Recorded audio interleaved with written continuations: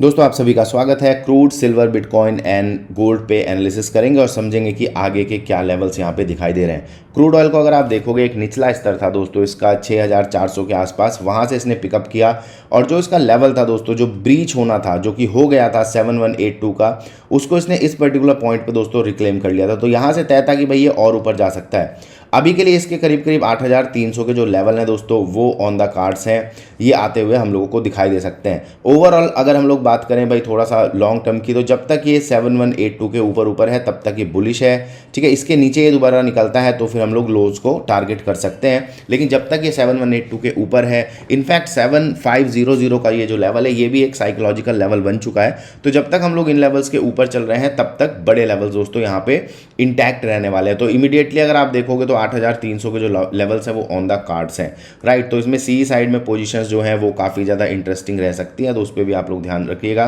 Gold की अगर हम लोग बात करें तो देखिए, गोल्ड एक ऐसी जगह पे ट्रेड कर रहा है जहां से अभी कुछ कहना मुश्किल है, क्योंकि ये बिल्कुल बीचों बीच है। तो अभी इसको क्या करना पड़ेगा, अगर जो गोल्ड है वो थोड़ा बहुत ऊपर आता है, 141300 के जो लेवल है इसके ऊपर आना शुरू करता है, तो हमको लगता है तो ये करीब करीब 1,46,000 का जो लेवल है उसको बहुत ही जल्दी रिक्लेम कर सकता है, ठीक है। तो 141300 के ऊपर थोड़ा सा ये आके रुक जाए और उसके बाद 146000 के जो लेवल्स हैं वो बहुत ज़्यादा आसानी से आ सकते हैं।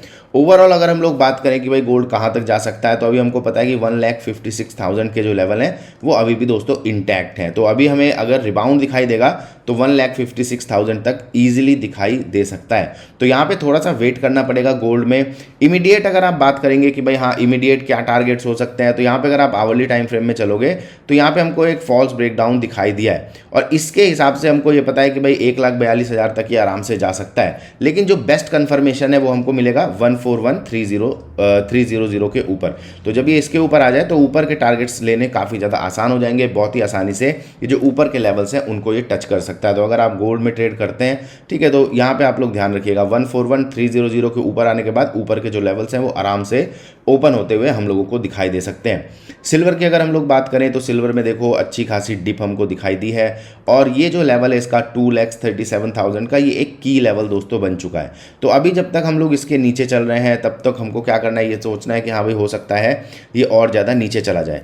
इस पर्टिकुलर जोन में नॉर्मल ट्रेडिंग अगर आप कर रहे हो भाई कि 3-4% तक के टारगेट्स अगर आप लोग देख रहे हो तो ऑब्वियसली वो आ सकते हैं ऊपर के लिए, ठीक है। तो यहाँ पे अगर ये निकल जाता है दोस्तों करीब करीब 2,20,000 के ऊपर, तो फिर ये करीब करीब अगर आप देखोगे 2,30,000 के जो लेवल हैं उनको टच कर सकता है। लेकिन जो बेस्ट इसमें मूव दिखाई देगा वो 2,37,000 के जब ये ऊपर आ जाएगा तभी दिखाई देगा और उसके बाद हो सकता है 2,70,000 के जो लेवल हैं वो दोबारा से दोस्तों खुल जाएं।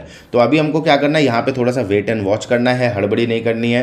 प्राइस को थोड़ा सा ऊपर आने देते हैं, 2,20,000 को रिक्लेम करने देते हैं और उसके बाद फिर ऊपर की तैयारी करना यहाँ पे ज़्यादा बेटर रहेगी, क्योंकि अभी हम लोग ऐसी जगह पे हैं जहाँ पे देखो एक ब्रेकडाउन की भी आशंका बन सकती है। तो इसलिए थोड़ा सा एडिशनल कंफर्मेशन हमको चाहिए कि भाई चलो 2,20,000 ही आ जाए, फिर हम इस लो को स्टॉप लॉस रख के, ठीक है, कंटिन्यूएशन के लिए फ्यूचर्स में इसको ट्राई कर सकते हैं, ठीक। लेकिन यहाँ से हो सकता है भाई ये नीचे भी चला जाए, तो अभी यहाँ पे थोड़ा सा वेट एंड वॉच है और उसके बाद हम लोग यहाँ पे कंटिन्यूएशन आराम से देखेंगे, ठीक है। तो इस पर भी आप लोग अपना थोड़ा सा नज़र जरूर रखिएगा। रही बात दोस्तों बिटकॉइन की, तो बिटकॉइन में आप सभी को याद है कि जब ये बिल्कुल ऊपर चल रहा था, ठीक है, बिल्कुल ऊपर की स्थिति पे था, यहाँ था 81-82,000 के आसपास, तो मैंने आपको बताया था कि भाई 60,000 के लेवल जो है वो इंटैक्ट है। अभी यहाँ पे जिस तरीके से बिटकॉइन चल रहा है तो मेरे को लगता है कि 68,000 तक ही आराम से जा सकता है। तो अभी के जो इसके लेवल्स हैं दोस्तों 68,000 के लेवल यहाँ पे दिखाई दे रहे हैं। तो जब तक ये ट्रेड कर रहा है दोस्तों 62,000 के ऊपर 68,000 जो है वो काफ़ी ज़्यादा रीजनेबल है, आराम से यहाँ पे पहुँचता हुआ ये दिखाई दे सकता है। डायरेक्शन चेंज तभी होगी जब हम लोग 62,000 के नीचे आ जाएंगे, लेकिन जब तक 62,000 के ऊपर है तब तक ओके है, बुलिश है, ठीक है। 68,000 के बाद फिर एक नई डायरेक्शन हम लोग यहाँ पे डिसाइड करने की कोशिश करेंगे। ज़्यादा एक बार निफ्टी को भी देख लेते हैं, बाई चांस आप दूसरे हमारे चैनल पे ना हो तो निफ्टी को अगर आप लोग देखोगे तो जो निफ्टी है अभी के सिनारियो में 24,217 या 24,220 इसको मान लीजिए, जब तक 24,220 के ऊपर है ओके है, मतलब बुलिश है।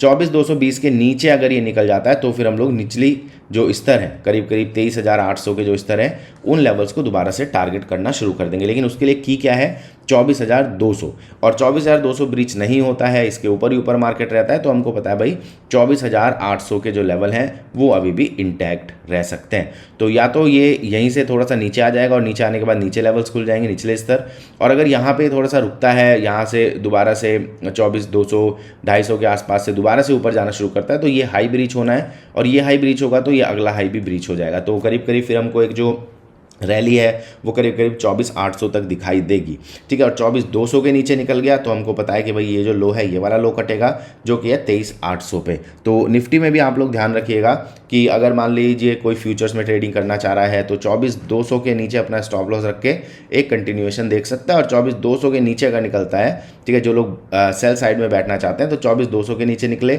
और उसके बाद फिर 23,800 के जो लेवल हैं उसके लिए यहाँ पे आराम से जाया जा सकता है, राइट। तो इसको भी आप लोग यहाँ पे देख लीजिएगा। बैंक निफ्टी को भी देख लेते हैं, जब सारे इंडेक्स देख रहे हैं तो बैंक निफ्टी देखो काफ़ी ज़्यादा बुलिश लग रहा था, आपने पीछे भी देखा कि जो बैंकिंग सेक्टर के स्टॉक्स हैं उन्होंने काफ़ी अच्छा परफॉर्म किया। अभी इसके लिए जो हाई है बहुत ज़्यादा इंपॉर्टेंट है, ठीक है, और बिल्कुल हम उसके पास ट्रेड कर रहे हैं, जो कि है 58,700 का हाई। अब हमको ये पता है कि देखो यहाँ पे अगर ब्रेकआउट आता है तो एक अच्छा खासा ब्रेकआउट आ जाएगा, लेकिन उसके बाद एक फॉल्स ब्रेकआउट की भी सिचुएशन जो है यहाँ से बन सकती है। तो इस ब्रेकआउट को यहाँ पे देखते हैं कि भाई किस तरीके से आता है, आता भी है या नहीं आता। लेकिन अगर हमको यहाँ पे एक रेड कैंडल बनता हुआ दिखाई देगा तो वो थोड़ा सा रिस्की भी हो सकता है, क्योंकि अगर कभी भी बड़े ग्रीन कैंडल के बाद, जैसे कि आप यहाँ भी देखोगे, कोई रेड कैंडल बनना शुरू होता है तो फिर कई बार दोस्तों मार्केट रिवर्सल भी दे देता है। तो अभी हम लोग ऐसी जगह पे हैं जहाँ से हम लोग फुल ऑन बुलिश या फुल ऑन बेयरिश नहीं हो सकते हैं, डे टू डे हम लोगों को देखना पड़ेगा। अगर यहाँ से निकलता है मार्केट, ठीक है, तो आराम से दोस्तों ये 60,000 का जो लेवल है वो रिक्लेम हो सकता है अपसाइड में। और अगर ये दोबारा से दोस्तों नीचे आ जाता है 57,800 900 के नीचे, तो फिर हम लोग फिर ये वाला जो लो है करीब करीब 56,000 के आसपास, उस लो को दोस्तों टारगेट करेंगे। तो अभी बाय साइड में अगर आप देखते हैं थोड़ा सा यहाँ पे कंफर्मेशन दिखाई देता है तो 60,000 के टारगेट्स, और अगर ये 57,900 के लेवल तोड़ देता है तो 56,000 के टारगेट्स इसमें दोस्तों इंटैक्ट रहेंगे, ठीक है। तो इन लेवल्स पे आप लोग नज़र रखिएगा। काफ़ी कुछ हो रहा है, काफ़ी कुछ चल रहा है जियोपॉलिटिकली भी, तो काफ़ी जो चीज़ें हैं वो दोस्तों बदलती रहती हैं। और ओवरऑल व्यू के लिए आप इस चैनल को सब्सक्राइब कर सकते हैं। गोल्ड, सिल्वर एंड बिटकॉइन को यहाँ पे हम लोग देखते ही देखते हैं, साथ में इंडेक्स को भी यहाँ पे हम जो ओवरऑल व्यू है वो भी इसके साथ ही कवर कर लिया करेंगे। तो take care, all the best, see you in the next video.